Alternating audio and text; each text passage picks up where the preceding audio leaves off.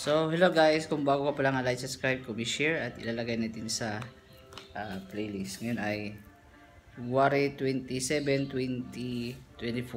Okay, alas 5 ng hapon, 5 ng hapon.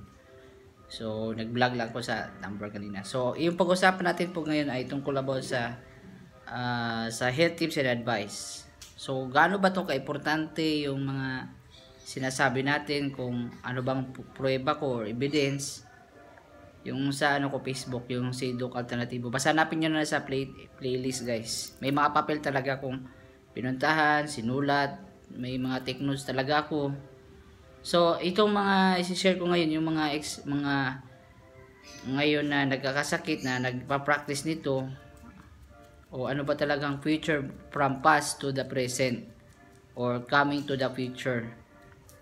Okay, ganito po yung story. May senaryo ka na naggamot ka sa doktor, nagpagamot ka, na-stroke ka pa pala sa pinsan namin na nag-sample lang ba, sinabi ko lang, sinishare ko lang na okay na siya, nagsunod siya sa healthy and advice, nagulay kami, naginom siya sa reseta ng doktor, gumaling na siya, okay na. Ang tanong niya sa akin, ako nga diabetic daw ko, pero hindi naman grabe, simula pa lang, pre pa lang.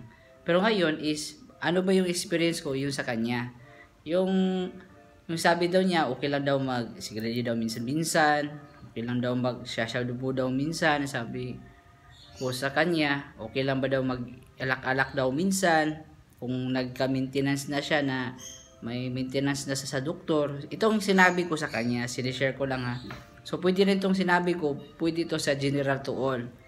Kung ano bang status mo, may sakit ka o wala, or nagme-maintenance ka na ngayon, anong mga gagawin. Ito yung ang mga ideas ko, okay? Kasi share ko maintenance sa lahat. So una po ay ganito, kapag nagme-maintenance ka na, iwasan na talaga ang mga cheese, alak at saka sigarilyo. What if kung minsan-minsan lang? Ganito kasi, yan yung auntie ko doon na si Ate Virgie Barlas, yung kasi yung friend ng mama ko, family friend din, na parang relative. Ngayon, tagal siya ang nagsasabi sa amin na bawal daw minom ng tubig tapos kumain. Hindi niya dinidetail kung bakit or anong dapat gagawin. 1 hour daw. Siyempre, nabulunan ako noon. Bago siya nakalaman sa health tips and advice, yung kaalaman siya din nag-a-advise sa amin. Pero hindi ko masyadong sineryoso kasi mahirap kaya hindi inom ng tubig pagkatapos kumain ako. Number 1 ako dyan. Pero hindi lang ko mahilig sa kape. Okay? Pero naisakit pa talaga ako. Minsan lang ako magsa-soft drinks. Yung sabi niya sa akin, bago siya na aware sa kalusugan, 3 times a day siya nag-iinom ng soft drinks. Wala siyang shabuha, hindi siya nagdodroga, pagkain lang. Mga karne lang. Ngayon is nag-aral siya doon sa mga TESDA, sa mga hilot-hilot doon, then kasama sa mga pagkain. Ngayon bawal daw yung sobrang gatas, sobra daw karne, bitsin. Ngayon, nagpa-check siya ngayon 2023, last year, December.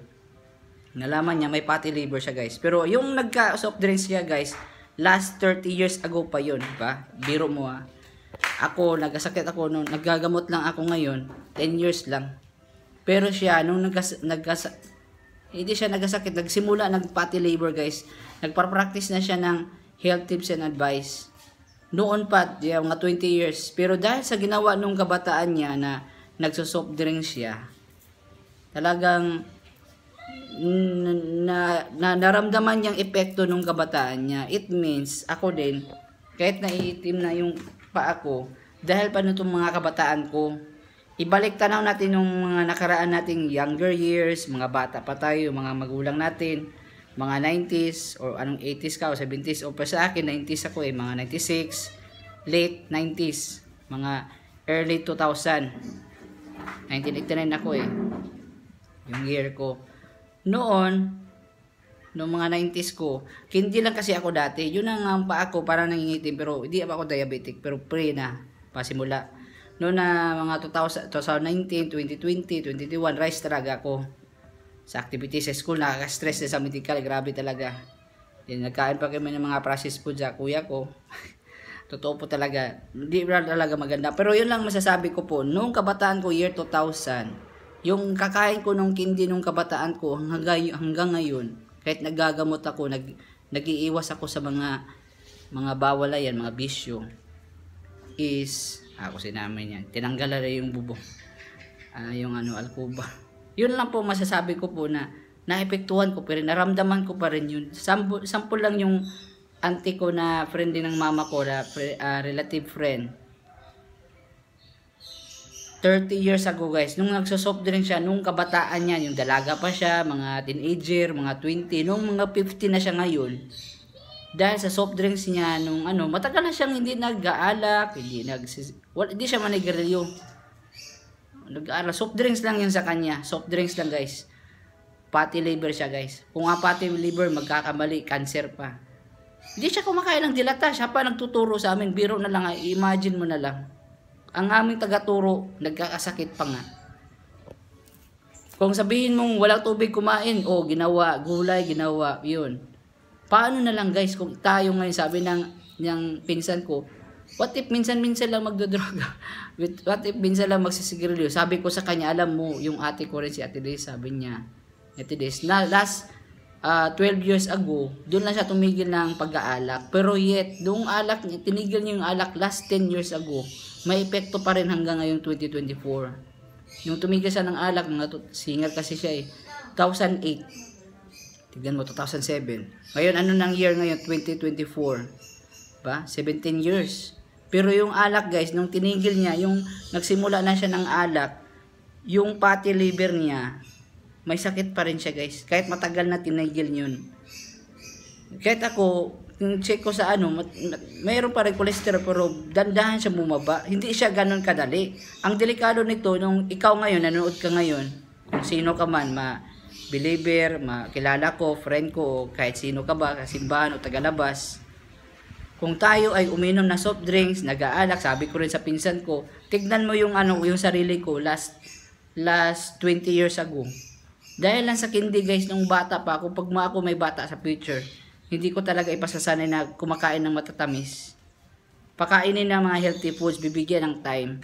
Pero dahil sa ating mga magulang noon, o wala tayong alam o sa mga ginagawa natin, kasi noon mga 1997 lang kasi yung mga alternatibong doktor nagtuturo, mga 80s lang, secret lang kasi yan.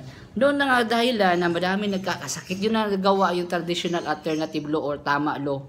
Search niyo yan sa Google or sa YouTube. Traditional Alternative Medicine Act of year 1997, si Juan Flavier, pero patay na yung senador na gumawa nun. Pero nagpapasalamat siya na binigyan na yung, sabi pa sa mga medical quack doctor, pero sa kanila is alternative doctors. May protection sila, may batas sila sa Pilipinas, pero ang ginawa nila is nagtuturo sila ng mga pagkain ang gamot. Diba? Hindi la, kasi ang mga medical, iba din sila. Yung alternatibo, pagkain ang tinuro nila, mga pagkain, mga prutas, gulay. Ito mga medical, hindi naman masama yung mga gamot na resita sa doktor. Pag i-combine mo yan, yung medical at saka alternatibo, mas maganda ang resulta. Pero in the first place, bakit tayo nagkakasakit? Hanapin ko anong dahilan. We must be investigator, mga CIA ba, mga NBI. Ano ba talagang dahilan? What is the causes? Noong kabataan natin guys, wala tayong kaalaman. Available ang mga unhealthy foods, mga soft drinks, candy, mga chichirya. Marami tayong kinakain, di ba? So wala tayong correction sa mga doktor. Yun ang dahilan guys, na preto tayo araw-araw, puro maraming karne. What if kung ikaw ngayon, nanonood ka ngayon, kung masakitin ka, or hindi pa ka masakitin ngayon, mag-ingat ka na. Kasi baka yung ginagawa natin ngayon, yung ginagawa mo ngayon na soft drinks araw-araw, mismo araw-araw, hindi mo na mamalayan after 20 years. Hindi mo malalaman na yan ang dahilan pagkasakit mo pagdating ng panahon. Pagdating ng panahon, baka ikaw rin at ako.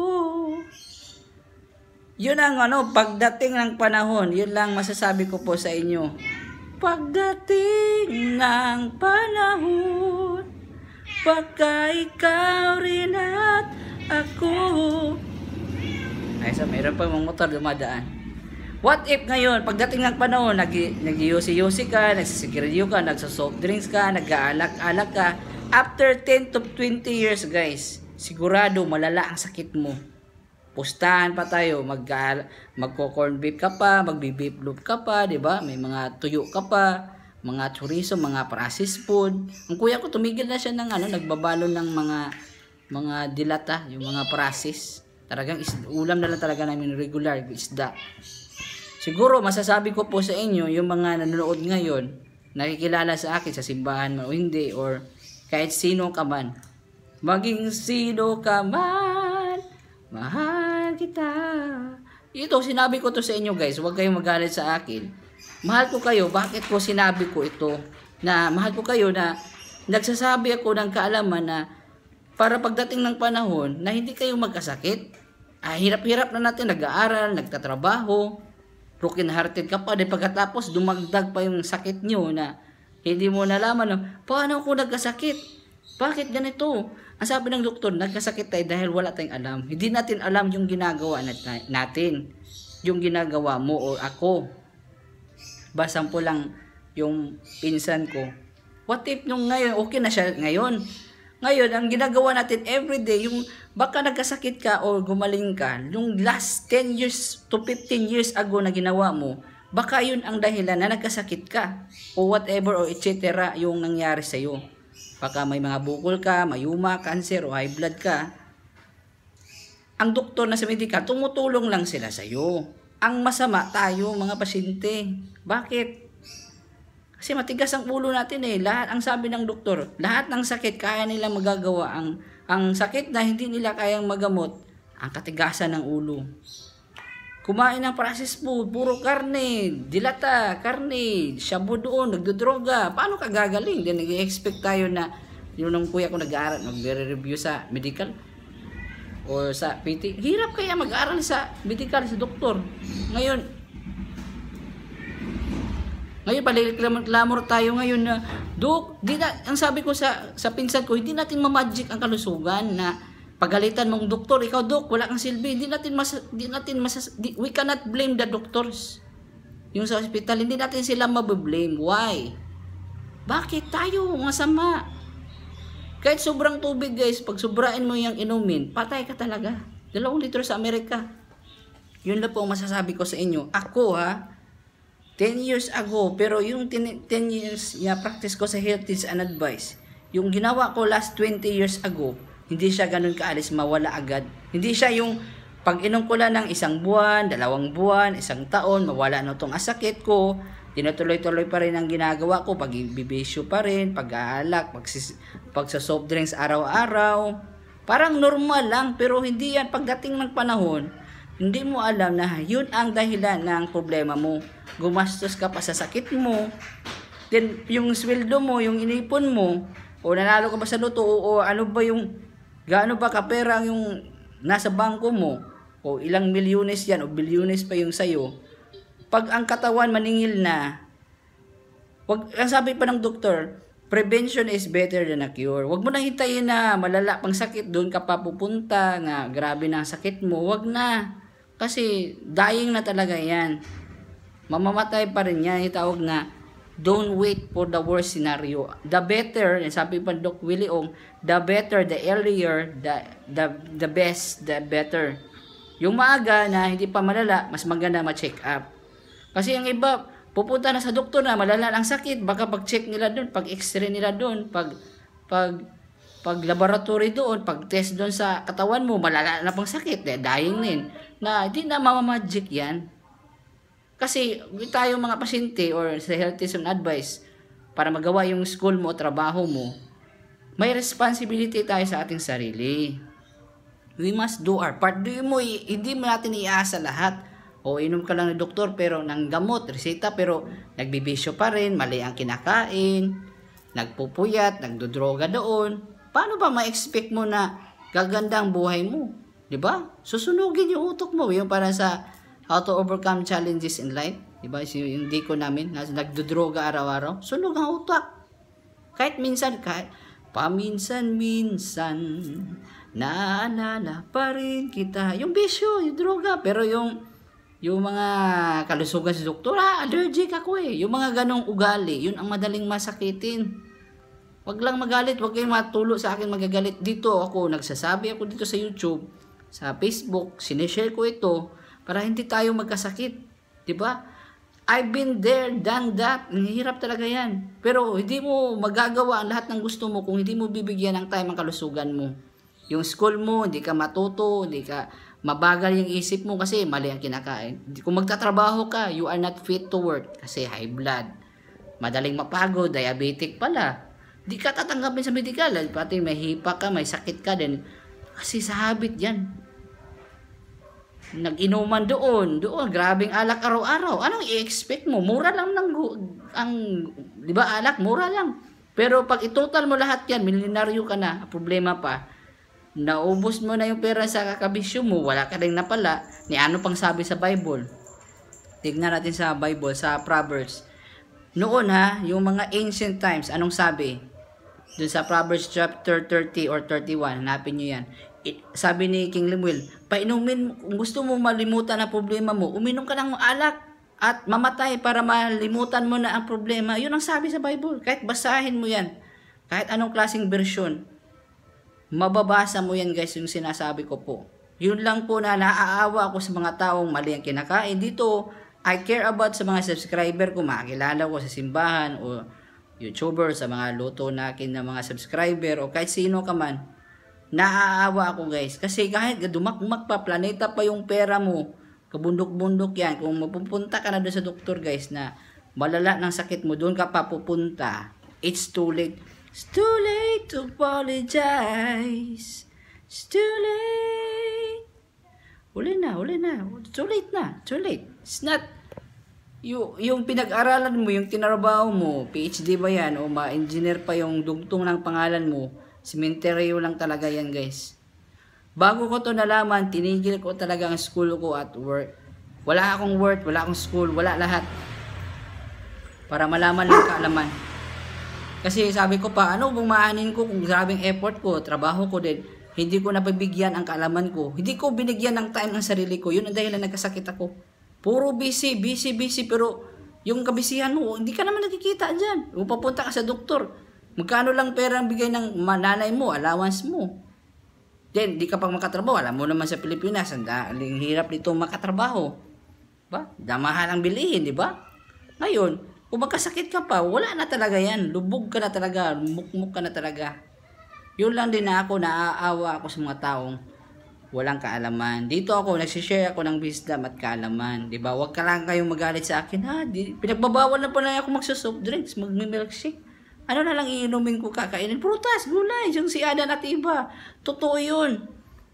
Nung sabi ng, siguro, wala akong papacheck up sa doktor. Di ba? Ang sabi ng doktor, ilang buwan na lang ang buhay mo, mamatay ka na. Hindi ko sinasabing masama ang doktor, tayong masama. Yung si Adan at iba, yung pinsan ko rin, hallelujah, survive siya. Ano sabi ng doktor? Marami siyang yung niya, uterus daw, mayroon daw yung mayuma or mga bukol-bukol. Nung tinigil niya yung cheese, karne, nagpuprutas siya, nagdadasal siya. Sinunod niya yung herbal ng doktor. Nagsishare ako guys. Yung pinsan ko na dying na sana 2018, hanggang 2024, buhay pa rin guys. Yun na rin ina-apply ng medical. Secret lang. No, naririnig ko sa mga chismis sa mga pasyente. Yung nakapila kami doon sa OPD, Outpatient Department. May mga charity kasi sa medical sa doktor. Kung ano ba yan. May mga charity yan. Pero yun lang po masasabi ko po sa inyo na ang Bible guys, totoo po talaga yan. Di talaga magsisinungaling ang Bible. Yung ang sulat sa Bible, wag tayo, at anong sabi ng doktor, wag natin balibalain. Kasi tayo lang din ang magsisisi sa huli. Ayun, 5:25 na pala ngayon. Tayo lang ang magsisisi guys. Totoo lang po. Wag lang kayong magalit sa akin. Totoo lang sinasabi ko, kahit anong ginagawa mo ngayon, nagtatrabaho ka, nag-aaral ka, o nag-aasawa ka na ngayon, o anong ginawa mo sa buhay mo ngayon, importante talagang may kalusugan ka at may pagdarasal sa langit. Kasi pag hindi natin papansinin yung kalusugan guys, yung mga advice ng doktor, pag magkasakit ka, dalawa na pupuntahan mo. Susunod ka sa doktor na sinasabi gaganda ang buhay mo, or susunod ka sa sarili mong kagustuhan, na dying ka na doon, pupunta ka na sa ER, emergency room, dying na, mamamatay or dead on arrival. Hindi mag-a-advise ng doktor, yung proud ba, pride, hindi ako papacheck up sa doktor.